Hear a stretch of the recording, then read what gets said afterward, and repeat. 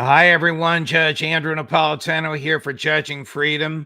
Today is Tuesday, May 28th, 2024. Ray McGovern is here to discuss with us whether the slaughter of 45 civilians in a Hamas refugee camp under a tent could possibly have been an accident, as Prime Minister Netanyahu claims. But we have some breaking news, and we'll get right to it. And that is threats on the ICC prosecutor by the Israeli Mossad. Right after this.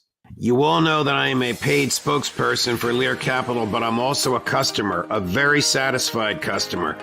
About a year ago, I bought gold, and it's now increased in value 23%. So $100 invested in gold a year ago is now worth $123. If you have $100 in the bank, it still shows $100, but $100 in the bank is now worth 24% less. Inflation has reduced all of your savings, all of your buying power, and mine, by 24%. And gold is largely immune from that. If you want to learn how gold will soon hit $3,200 an ounce, call Lear Capital, 800-511-4620, or go to LearJudgeSnap.com. Get your free gold report. Same experts who predicted the 23% rise that I've enjoyed have predicted this $3,200 an ounce gold. Learn about how to transfer this to an IRA. Protect your savings. 800-511-4620, LearJudgeSnap.com. Tell them the judge sent you. Ray McGovern joins us now. So shortly before we came on air, you informed me that the Guardian of London reported that the Israeli spy chief threatened the ICC prosecutor over the war crimes inquiry, and actually sounded like he was Don Corleone saying, please do the right thing and we will take care of you. What can you tell us about this, Ray? Well, Judge, these are despicable tactics. They were exacted upon the predecessor of Karim Khan, who is the British special chief prosecutor now of the ICC. It's chapter and verse. The Guardian has very good sources, and they talk about warnings from the chief of Mossad, unannounced confrontation, stalking is what the Guardian says, to warn her, look, you know, your children and your family, and besides that, your husband, you know, we have stuff on him, so you ought to go easy on all this. Well, it didn't work. She's from Gambia, and she's got guts, and so she decided to proceed ahead. So it was very difficult for Karim Khan, the new fellow, to come in 2 years ago or so and avoid prosecuting what are clearly war crimes. The marvel of this all is that everyone, including myself, thought that Karim Khan was in the pocket not only of the U.S., but of the Israelis, okay? And the Israelis indicated they thought this was a really good guy. So even he is no longer susceptible of pressure from the US and the UK of the kind that Mossad exacted on his predecessor. We'll have to wait just about 2 or 3 weeks, I'm told, to see if this pre-chamber, this pre-investigation that the chamber of the ICC is doing now, whether they issue an indictment. I think they will. And then, of course, Netanyahu and Gallant, the defense minister, and by extension, those who supported genocide, right, and you don't have to use your imagination to figure out who that is, will be liable for picking up wherever they travel under universal jurisdiction. And worst of all, our president has identified himself with a war criminal for the first time, well, since the UN was established overtly. I think he and his friends are afraid that they might just suffer the same fate. One of our viewers who from time to time writes in during the show, who calls himself Tommy Two Gloves, says, quote, Ray calls him as he sees him. Well, that is true. You've been doing that for many, many years, including your long and storied career in the intelligence community.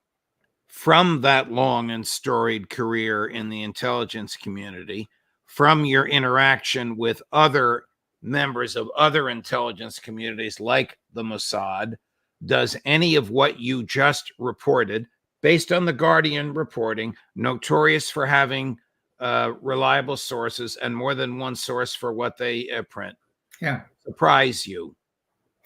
It does not, Judge. This is mafia tactics. It reminds me, actually, and this will not take long, this analogy. Before the war in Iraq, the US and the UK were desperate to get UN Security Council approval, okay? And so what they did was they surged their capability against members of the UN Security Council, particularly those non-permanent members like Somalia and other African countries will be susceptible to this kind of pressure, right? How do we know that? Because one of the high-level or senior guys at the National Security Agency, NSA, his name was Frank Koza. We have his directive to GCHQ, which is the British equivalent of NSA, and it says, we need to surge our capability against all these members, especially the non-permanent members in the UN Security Council, to make sure that they do what we want. Okay, so now, what does that mean? Threaten them? Well, it means collect dirt, as they have apparently on Karim Khan's predecessor, the woman lawyer from Gambia, who for 9 years was the chief prosecutor of the ICC and refused to lay off the Israelis for what they were doing, even before October 7th and its aftermath. So the idea was that, look, you surge this capability. NSA, of course, is electronic stuff. So you tap all the phones of all these ICC. There is Fatou Bensouda, who would not relent and who was threatened. So you surge the capability on the phones, on the emails and all, and you get as much dirt as you can. Now, we know all this because a justice person happened to be working at the GCHQ, the NSA equivalent in Britain. Her name was Catherine Gunn. She said, oh my God. She's a good friend of mine. And she copied it. All right. And she gave it to the Observer in London. Now, the Observer in London is, my God, this is a documentary. What do we do? Oh, we have to. Probably prosecuted her under the Official Secrets Act. She was, but she was let off because her lawyer said, all right, give us the legal opinions of how legal this attack was on Iraq. Right. And of course, there were 3 legal opinions, and none of them stood up to close scrutiny. But the point here is that Catherine Gunn gave it to this Observer. Now, the Observer correspondent was following the rules, so he called NSA. He said, I'd like to talk to Frank Koza. A little pause. We don't have anybody named Frank Koza. So I had his secretary call that afternoon. Frank Koza, please. This is Frank. How can I help you? That's stupid. That was confirmed. It appeared in the Observer. It was on the front page of the Sunday edition. And when Catherine Gunn saw that, she said to me, I thought, I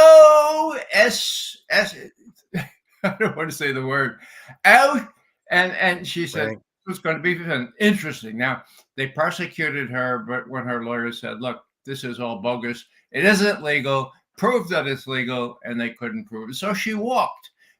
She's a member of... Right, but back to these Mossad threats. Are they common?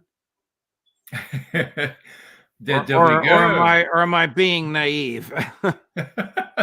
Well, they're de rigueur. I mean, when you have a target like this, you approach them. It's shameless.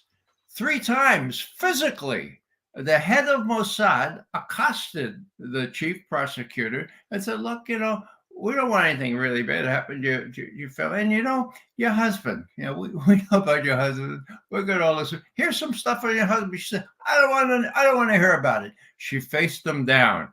The wonder is that this Brit who came in, who, as I say, everybody thought would be in the U.S. and Israel's pocket, turns out to be no. He can't possibly avoid following in her courageous footsteps, and that's why we have an ICC application for an indictment, and that's why I think within 2 weeks we're going to get the indictment itself, and Netanyahu and Gallant and the 3 Hamas people will not be able to appear abroad without being in great danger of being arrested under the principle of universal jurisdiction. And the Israelis are complaining not so much that Netanyahu may be indicted, but that he's being put in the same category as the Hamas leaders. If it had been just Netanyahu and Gallant, they would have pointed at Hamas. But because the court is planning to or investigating the indictments of both sides, the Israelis are complaining you can't put us in equipoise with them. Of course, well, Judge, it depends on where you sit, which side of this argument you're on. Go ahead, Ray. Yeah, well, you know better than I, but in a legal sense, there is a kind of equivalency. In a moral sense, forget about it. You raised, for example, the burning of tents yesterday or the day before. My God. Did you see those? Did you see those videos of the? I did. Of the babies with their heads burned off. I never saw anything more repellent in my life. And yet it continues. And they had no water with which to extinguish the fires caused by the Israeli bombs because the IDF had destroyed the infrastructure that delivers the water. Yes, Judge, but remember now, and I'm being facetious, they got 2 Hamas guys, right? They killed 45 others, but hey, the ratio is approved by the Israelis. That's how, what do they call it? Artificial intelligence, this algorithm or whatever you call it. Says, all right, look, you get 2 Hamas people, 45, that's peanuts. Don't worry about it. That's what's now. Juan Cole has a really good article out this morning talking about this is traditional tactics and strategy by a colonial power. Look at what we did to the Sioux, to the people in South Dakota. This is what we did, and there are photos, very early vintage photos, showing precisely what our Union armies were doing in setting fire to the tents of the Oglala Sioux. Is there anybody who, I'm sure there's somebody, how can we expect to take seriously Prime Minister Netanyahu's claim that this was a tragic accident when we know that their decisions are made by AI?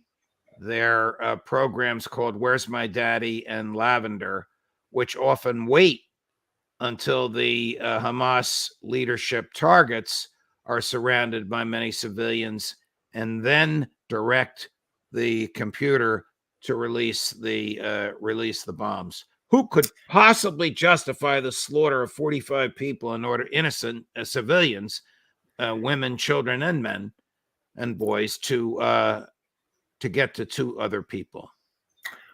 Might makes right, Judge. International law doesn't matter. These people have the upper hand, and their objective is to exterminate the Palestinians or drive those that are left over into the Sinai. It's very clear. And so when these things happen, it's not only chutzpah on steroids, but it's a warning to the rest of the people left in Rafah or elsewhere in Gaza. Look, this is going to happen to you unless you move from place to place, and it might still happen to you. Look what just happened 2 days ago. It's really, and the fact that Netanyahu himself has said to the Karim Khan, the ICC chief prosecutor now, look, you better be careful. You better be careful. I mean, hello, talk about Corleone or the mafia. So you have the president, the prime minister himself saying these things. It's not only moxie, it's chutzpah on steroids, and they don't care. They don't really care. Why? Well, you know why, Judge, because their main patron is bound to support them because of the upcoming election. and the power of the Israel lobby in our country. Nicely put. Transitioning, the Times of India reports, forgive me for reading, this just came to us, the biggest blow for the Ukrainian army amid intense fighting in the Luhansk region. Russian troops uncover Ukrainian arms cache with over 100,000 unused rounds of ammunition. Chris is running pictures of it now. The cache includes hundreds of artillery shells, anti-tank missiles, and projectiles. The loss of weapons for Ukraine, comes at a time when Kyiv is battling an arms shortage. The big seizure will cripple the Ukrainian army's counteroffensive in Luhansk. What will it take, short of moving up election day, what will it take for the West to recognize this effort to use Ukraine as a battering ram with which to drive Vladimir Putin from office has been a dismal, catastrophic failure and resulted in the deaths of 500,000 Ukrainians alone? Judge, the collective West, so-called, will not recognize this until November. It's a high political season in the United States. And what worries me is that the Biden administration has all incentive not to suffer a definitive defeat at the hands of the Russians in Ukraine.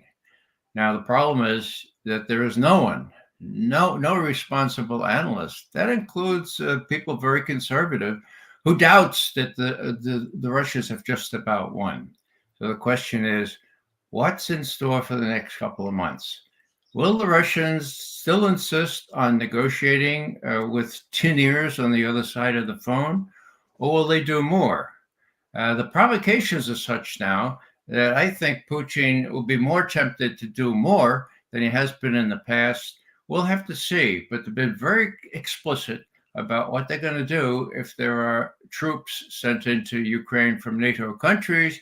And as you said before, Judge, and several of my colleagues have said, the Russians usually don't bluff. And just in support of that, I would remind people that Jens Stoltenberg, Secretary General of the UN, admitted before the EU Parliament that the Russians, as he put it, they wanted us to pledge not to let Ukraine into NATO. We said no. They said, if you go ahead, we will invade Ukraine. We said no, and they invaded Ukraine. So, do the Russians make good on their threats? If it's a core interest of theirs, if it's the same as the Cuban Missile Crisis was for President Kennedy, which I believe the analogy is quite apt, then they're going to do what they threatened to do. And my God, now they're exercising, together with Belarus, using tactical nuclear weapons. If that isn't a warning that will bring up the White House short, I don't know what is, but politics reigns here, and I don't know what they'll do between now and the election. Here's someone whose analysis I think you have high regard for, Dr. Gilbert Doctorow, talking about NATO striking Russia and Russia responding. Cut number 4. Escalation that is pending will be the introduction of F-16s into Ukraine, which is now talked about for July. And I think that we're going to see some decisive moves by the Russians to prevent this happening, because it would be precisely a kind of trigger for a serious escalation and the risk of direct conflict with NATO countries. He's right, isn't he? Well, F-17s have the capability to carry nuclear weapons. You can't always tell whether they're carrying nuclear weapons or not. So the Russians 3 months ago made very clear that if an F-17 gets up in the air, we're going to shoot it down, okay? We're going to shoot it down, and we're going to reply with an attack on the airfield from which it flew. Now, what about airfields in Ukraine from which these things might be able to fly in July or whenever? Well, the Russians are busy destroying those airfields even as we speak. Just 2 days ago, they ripped up one of the prime airfields that would accommodate this kind of aircraft. So what does that mean? That means that if they're going to make good on this pledge, these NATO folks, Netherlands and the others that are donating the F-17s, 16s, whatever they are, that they'll have to fly from other bases, like, maybe Romania, maybe Poland. The Russians have threatened to hit those bases as well, and to hit countries who might send foot soldiers into Ukraine, warning that, not only they will be in jeopardy, but the countries, the bases of those countries from which they belong or to which they belong will also be targets for retaliation from the Russians. And that's not a bluff, I'm afraid to say.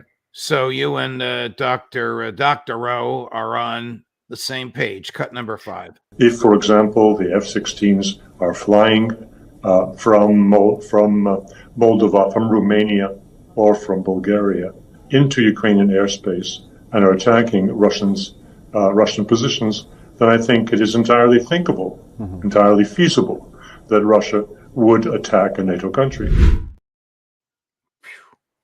Then what happens when Russia attacks a NATO country? I mean, does NATO really want a full-fledged war against Russia? Judge, I think the Russians are trying to make it very clear that this would be a very, very dangerous move. Now, would the Russians be using tactical nuclear weapons? No, not at the outset. They don't have to. They have hypersonic missiles that carry almost as big a punch, where they can use those at will against European targets, even against European installations, or even, God forbid, cities. So it's not that the nuclear weapons will be used right away. That's just an ultimate warning. It's Europe that's really in jeopardy here. And I don't know why the Europeans are so slavishly follow what Washington says, because they, first and foremost, if the French send in foot troops, if the Lithuanians do as well, number one, they're going to be killed in place. And number two, if it widens, it's going to be their armed forces, their capitals that are attacked by not nuclear, but hypersonic missiles that cannot be knocked down by any air defense program. And they should get that through their fat heads. Now, the Russians have also warned, and this is important. A year ago, Foreign Minister Lavrov said, look, the Americans don't seem to understand. Under World War I and World War II, they were protected by two great oceans. That's no longer the case. Next time, they will not be protected. Next time. Okay? Alistair Crook reports this morning that British generals have told Prime Minister Sunak that Britain is already at war with Russia.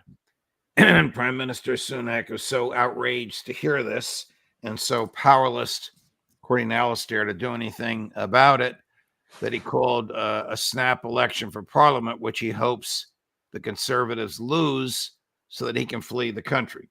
I don't know if this is true or not, but would it surprise you to know that British generals are speaking in private like that? We are already at war with Russia. Well, that doesn't surprise me. But what surprises me a little is that the Russians are saying that. Top Russian leaders, Lavrov, Medvedev, the former president, is saying, look, we're very close to World War III. You got that? Put that in your craw and think about it. So the Russians are saying the West is at war with us. They're saying that openly now. So for Rishi Sunak to be told the same thing, well, that's not so surprising. There's a war going on, and the Russians are no longer playing Mr. Nice Guy. Although I would say that every other statement from Putin or from Lavrov says we're ready to negotiate on Ukraine. Please, just don't make us negotiate with that illegal president that you have there by the name of Zelensky. Right. Does MI6 have a reputation for reporting accurately what's happening on the ground? I mean, stated differently, do British generals and does the British Prime Minister, however feckless he may be, do they fully understand that Ukraine is on its last leg from MI6 reports? Or does the same thing happen with MI6 that does with CIA? By the time the report gets to their civilian bosses back in London, it's entirely spun to present a political narrative. The answer to your question, Judge, is no. And we can go back to right before Iraq, back in 2002, 2003, when whatever MI6 served up to its masters was massaged at the political level by Alistair somebody, not Crook, and it was given to Blair because they knew that's what Blair wanted to hear. So this is same guys. And, you know, the officer corps, the generals and admirals now in the UK are just as political as the ones in the United States. That didn't used to be the case. There's nobody going to tell Richie Sunak what the real story is. Wow. Ray McGovern, thank you, my dear friend. I know you have a commitment later this week. We'll miss you Friday. We'll try and find 3 people to replace you. But have a good week. Thank you for accommodating. I know today is Tuesday. It seems like a Monday here in the U.S., but thanks for your time, my dear friend. We'll see you your usual time and day early next week. Thanks, Judge. Of course, all the best. Coming up at 11 o'clock this morning, Larry Johnson at 11:45 this morning, Colonel Douglas McGregor at 2 o'clock this afternoon, Matt Ho. Judge Napolitano for Judging Freedom.